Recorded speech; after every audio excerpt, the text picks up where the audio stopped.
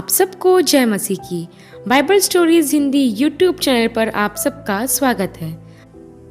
आज मैं आपके लिए प्रभु यीशु और सामरी स्त्री की घटना का संक्षिप्त विवरण लेकर आई हूँ, जो आपको यूहन्ना के सुसमाचार और उसके 4 अध्याय के 1 से 42 वचन तक देखने को मिल जाएगा।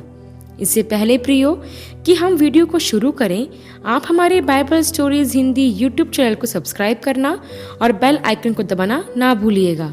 तो आइए प्रियो, वीडियो को हम शुरू करते हैं। यह उस समय की बात है जब प्रभु यीशु यहूदिया से गलील को जा रहे थे, तो मार्ग में वह सुखार नामक सामरियों के एक नगर तक आए, और जब वह चलते चलते थक गए तो वहां पर एक कुएं के पास बैठ गए, जिसे याकूब का कुआं कहा जाता था। उस समय प्रभु के चेले उसके साथ नहीं थे, क्योंकि वह भोजन लेने नगर में गए थे। दोपहर के समय एक सामरी स्त्री जल भरने के लिए उस कुएं पर आई। प्रियो, वह स्त्री दोपहर के समय नगर से दूर जल भरने इसलिए आई थी ताकि वह लोगों से अपने आप को छुपा सके। उसे डर था कि लोग उसे ताना ना मारने लगे, उसे कोसने ना लगे, क्योंकि प्रियो, समाज में उस स्त्री का नैतिक जीवन अच्छा नहीं था। इसलिए वह ऐसे समय में जल भरने आती थी जिस समय कुएं पर कोई ना हो, ताकि वह सारी अपमानजनक बातों से जो उसके विषय की जाती है बच सके। लेकिन प्रभु चाहते थे कि उसका भी उद्धार हो सके, इसलिए प्रभु उस कुएं के पास बैठ गए ताकि उस स्त्री को भी राज्य का सुसमाचार सुना सके। आगे हम देखते हैं प्रियो कि जब वह स्त्री कुएं के पास आई, तब यीशु ने उससे कहा, मुझे पानी पिला। इस पर उस सामरी स्त्री ने कहा, तू यहूदी होकर मुझ सामरी से पानी क्यों मांगता है?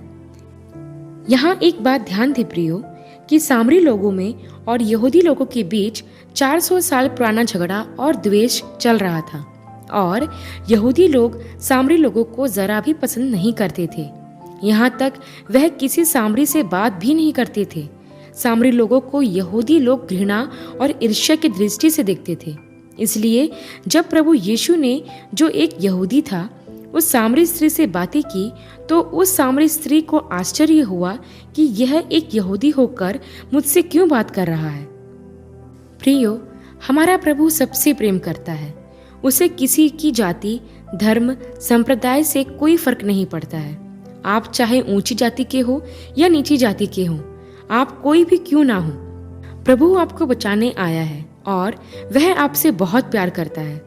आप यह ना सोचें कि मैं तो बहुत ही नीची जाति से आता हूँ, तो क्या प्रभु मुझसे प्यार करेगा? प्रियो, प्रभु ने हमको बनाया है। उसने जातियाँ नहीं बनाई, जातियाँ मनुष्य के द्वारा बनाई गई है। उसने जब मनुष्य को बनाया तो उसे अपनी समानता व स्वरूप में बनाया। आप जैसे भी हों, प्रभु आपसे प्यार करता है। भले ही दुनिया के लोग आपको तुच्छ समझे, लेकिन प्रभु की दृष्टि में आपका मूल्य अनमोल है। हम इस घटना में देखते हैं प्रियो कि प्रभु ने जातियों के भेद को नाश करने का प्रयास किया है और यह बताया है कि वह इस दुनिया में सबके लिए आया है। इसलिए प्रियो, मसीह में आने के बाद सब एक समान हो जाते हैं। मसीह में ना कोई बड़ा होता है और ना कोई छोटा, ना कोई ऊंचा होता है और ना कोई नीचा। प्रभु ने सबको एक समान कर दिया और सबको समान रूप से प्यार करता है। तब आगे हम देखते हैं प्रियो कि जब वह स्त्री प्रभु यीशु से कहती है कि तू यहूदी होकर एक सामरी स्त्री से जल क्यों मांगता है, तब प्रभु यीशु मसीह उससे कहते हैं कि यदि तू परमेश्वर के वरदान को जानती और यह भी जानती कि वह कौन है जो तुझसे कहता है मुझे पानी पिला, तो उससे मांगती और वह तुझे जीवन का जल देता। तब उस सामरी स्त्री ने कहा, हे प्रभु, कुआं तो इतना गहरा है और आपके पास बाल्टी भी नहीं है, फिर आप कैसे मुझे यह जीवन देने वाले जल को दोगे? प्रियो, यहाँ यीशु अनंत जीवन के जल की बातें कर रहे थे, जो प्रभु यीशु स्वयं थे, जिसे वह स्त्री समझ नहीं पाई। प्रभु यीशु मसीह ने उससे कहा, अगर तुम इस कुएं का पानी पियोगे तो तुम्हें फिर से प्यास लगेगी, लेकिन मैं जो पानी तुम्हें दूंगा उससे फिर तुम अनंत काल तक प्यासे ना होगे, वरन मेरे द्वारा दिए जाने वाला जल उसमें एक सोता बन जाएगा, जो अनंत जीवन के लिए उमड़ता रहेगा। तब उस स्त्री ने बड़ी उत्सुकता से प्रभु को कहा कि हे प्रभु, वह जल मुझे दे ताकि मैं फिर प्यासी ना हूँ और ना मुझे जल भरने इतनी दूर आना पड़े। वह स्त्री अब भी भौतिक जल के बारे में सोच रही थी, क्योंकि वह नहीं चाहती थी कि उसे हर दिन उस कुएं पर जल भरने के लिए आना पड़े और भारी घड़े को सिर पर रख कर घर तक ले जाना पड़े। वह समझ नहीं पा रही थी कि जिस जल की बात प्रभु यीशु मसीह कर रहे हैं वह आत्मिक जल है। वह उन सारी आशीषों के बारे में कह रहा था जो एक मनुष्य को यीशु पर विश्वास लाने के द्वारा मिलती है। तब आगे हम देखते हैं प्रियो कि प्रभु यीशु मसीह उससे कहते हैं कि जा अपने पति को बुला ला। तब वह स्त्री प्रभु से कहती है कि मैं बिना पति की हूँ। प्रभु यीशु उससे कहते हैं कि तू ठीक कहती है, तेरा कोई पति नहीं है, क्योंकि तू 5 पति कर चुकी है और जिसके पास तू अभी भी है वह भी तेरा पति नहीं है। तब वह स्त्री प्रभु से कहती है, हे प्रभु, मुझे लगता है कि तू कोई भविष्यवक्ता है। प्रियो, यहाँ पर हम ध्यान दें कि वह स्त्री नैतिक रूप से एक गिरी हुई स्त्री थी। उसने 5 शादियां की थी और उन 5 शादी में भी वह खुश नहीं थी। उसके बाद वह बिना विवाह के एक पुरुष के साथ रहने लगी, जिसे आज के समय में लिविंग रिलेशनशिप कहा जाता है। प्रियो, यही कारण था कि वह लोगों से छुपते छुपाते दोपहर के समय कुएं पर पानी भरने आया करती थी। प्रभु यीशु मसीह उसके बारे में सब कुछ जानता था, क्योंकि वह मनों को जांचने वाला परमेश्वर है। जब प्रभु ने उससे कहा कि जाकर अपने पति को बुला ला, तो प्रभु उस स्त्री से यह चाहता था कि वह अपनी पापमय दशा को पहचान सके और यह स्वीकार करे कि वह एक पापी स्त्री है जो पाप में अपने जीवन को व्यतीत कर रही है।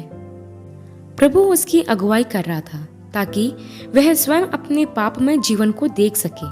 प्रियो, उद्धार सिर्फ वे ही लोग प्राप्त कर सकते हैं जो इस बात को स्वीकारते हैं कि वे पापों में खोए हुए हैं, और जब वे प्रभु यीशु पर विश्वास करके अपने पापों को मान लेते हैं तो पश्चाताप के द्वारा उन्हें वो उद्धार मिलता है जिसकी आज हर मनुष्य को आवश्यकता है।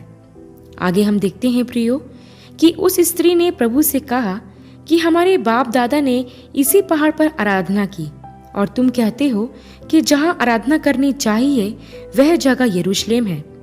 तब प्रभु यीशु मसीह कहते हैं कि हे नारी, मेरा विश्वास कर कि वह समय आता है, वरन अब भी है, कि तुम ना तो इस पहाड़ पर और ना यरूशलेम में आराधना करोगे। तुम जिसे नहीं जानते उसकी आराधना करते हो और हम जिसे जानते हैं उसकी आराधना करते हैं, क्योंकि उद्धार यहूदियों में से है। परंतु वह समय आता है, वरन अब भी है, कि सच्चे भक्त पिता की आराधना आत्मा और सच्चाई से करेंगे, क्योंकि परमेश्वर ऐसे ही आराधकों को ढूंढता है जो आत्मा और सच्चाई से उसकी आराधना करते हैं। प्रियो, यहाँ पर प्रभु यीशु मसीह उस स्त्री के सामने एक बहुत ही महत्वपूर्ण बात को प्रकट करते हैं कि हमारा परमेश्वर सच्ची आराधना को चाहता है, जो सिर्फ मुंह से नहीं परंतु हृदय से की जाती है। आज के समय में हम देखते हैं कि आराधना करते समय लोग चर्च में तो रहते हैं, लेकिन उनका ध्यान आराधना भवन में नहीं बल्कि बाहर होता है। प्रभु चाहते हैं कि हम एकाग्र मन से अर्थात आत्मा से उसकी आराधना करें, लेकिन अधिकतर चर्चों में आराधना के समय लोगों की बॉडी तो प्रेजेंट रहती है परंतु उनका माइंड अब्सेंट रहता है। कहीं आप तो ऐसा नहीं करते? ध्यान रखिए प्रियो, अधूरे मन से की गई आपकी आराधना कभी भी प्रभु को ग्रहण नहीं होगी। यदि आप प्रभु को प्रसन्न करना चाहते हैं तो आप आत्मा और सच्चाई से उसकी आराधना करें। आराधना के समय अपने मन को इधर उधर की बातों पर ना लगाएं, सारी चिंता फिक्रों को भूल जाएं और अपना सारा ध्यान सिर्फ प्रभु की महिमा की ओर लगाएं। तब परमेश्वर आपकी आराधना को ग्रहण करेगा। तब आगे हम देखते हैं प्रियो कि वह स्त्री कहती है कि हम जानते हैं कि ये एक मसीह अर्थात ख्रिस्त आने वाला है और जब वह आएगा तो हमें सब बातें बता देगा। तब यीशु उससे कहते हैं, मैं जो बोल रहा हूँ वही हूँ।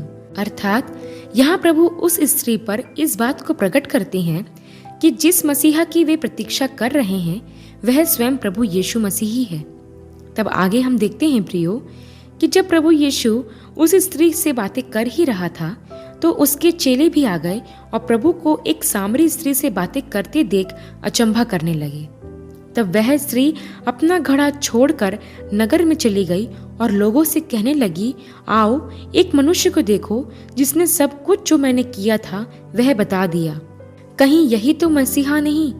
तब लोग नगर से निकलकर उसके पास आने लगे और उस नगर के बहुत से लोगों ने उस स्त्री के कहने से प्रभु यीशु पर विश्वास किया। तब जब ये सामरी यीशु के पास आए तो वे उससे विनती करने लगे कि हमारे यहाँ रहे। तब प्रभु यीशु वहाँ 2 दिन तक रहा और प्रभु यीशु के वचनों को सुनकर बहुत से लोगों ने विश्वास भी किया। और वहाँ के लोग उस स्त्री से कहने लगे कि हमने देख व सुन लिया और जानते हैं कि जगत का उद्धारकर्ता यही है। फिर 2 दिन बाद यीशु वहाँ से निकलकर गलील को गया। प्रियो, बाइबल हमें बताती है कि इस पूरी घटना में प्रभु यीशु मसीह का उस नगर में आना कोई इत्तेफाक नहीं था। यह प्रभु की इच्छा और योजना थी कि उस स्त्री का तथा उस नगर के रहने वालों का उद्धार हो, क्योंकि वह लोग पापों में खोए हुए थे। तभी तो उस नगर की वह स्त्री कुकर्म में पड़ जाती है और 5 पति कर लेती है। प्रियो, प्रभु को ना जानने वाले लोगों का हाल यही होता है। वह पाप पर पाप करते जाते हैं और उन्हें इसकी जरा भी समझ नहीं होती है। लेकिन प्रियो, हमारा प्रभु दयालु है। वह नहीं चाहता कि कोई भी नाश हो। प्रियो, प्रभु उस नगर के लोगों के लिए जीवन का जल बनकर गया ताकि उस नगर के लोगों का उद्धार करा सके। इस घटना में हमने देखा कि प्रभु यीशु मसीह उस स्त्री से जीवन के जल की बातें करते हैं, जिसे पीकर वह फिर कभी प्यासी ना होगी। प्रियो, वह जल आज भी हमारे लिए उपलब्ध है, जो स्वयं प्रभु यीशु मसीह है। यदि हम उस बहते जल के सोते में से पिएंगे तो हम फिर कभी आत्मिक रूप से प्यासे नहीं होंगे। यह जीवन जल पवित्र आत्मा के रूप में हर विश्वासी को दिया गया है। आगे हम देखते हैं कि जब प्रभु उस स्त्री से बातें कर चुका तो वह स्त्री अपना घड़ा छोड़कर नगर में जाती है और सब लोगों को प्रभु यीशु के बारे में बताती है। तब नगर के सारे लोग आकर प्रभु यीशु से मिलते हैं और उस पर विश्वास भी करते हैं। प्रियो, जो घड़ा उसने छोड़ा था वह पाप का घड़ा था, जिसे उसने वहीं छोड़ दिया।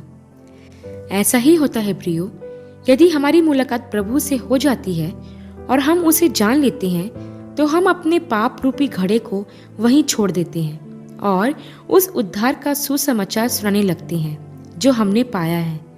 यदि आपकी भी मुलाकात प्रभु से हुई होगी तो आपने भी इस चीज का अनुभव किया होगा। प्रियो, यह स्त्री सुखार नामक नगर के लोगों के लिए आशीष का कारण बनी।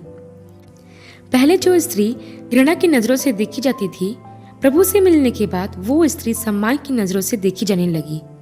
ऐसा ही होता है, जब आप प्रभु से मिलते हैं तो आपकी निंदा और अपमान सम्मान और प्रतिष्ठा में बदल जाती है।